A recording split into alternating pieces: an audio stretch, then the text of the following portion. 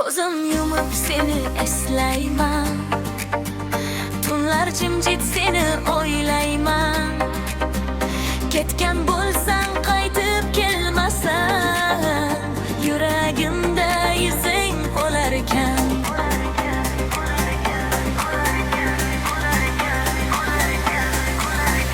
Yuragimda isming qolsin, muhabbatim sonmay yonsin. Sensiz o'tgan har bir onlar xotiranglar menga to'lsin.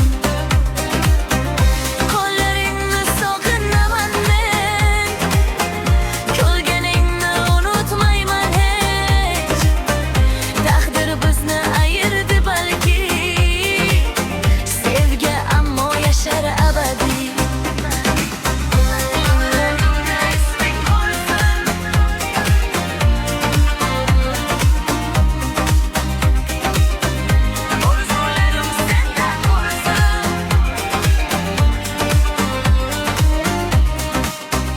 Bir kun meni eslab qo'ysan, ko'zlaringda yoshlar tursin. Ko'cha ko'yda seni big'im, yolg'iz yurib to'ngib kudaman. Aytolmagan barcha so'zlarni Qo'shiq qilib bugun aytaman. Yuragimda isming qolsin, eng go'zalim bo'lib qolgin. Hayot meni qayerga olib ketsin, seni sevib yashab o'taman. Qo'llaringni sog'inaman men, kulganingni unutmayman hech. Taqdir bizni ayirdi balki, sevgi ammo yashar abadiy.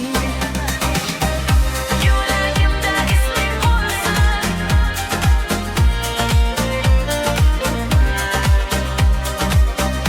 orzularim senda qolsin.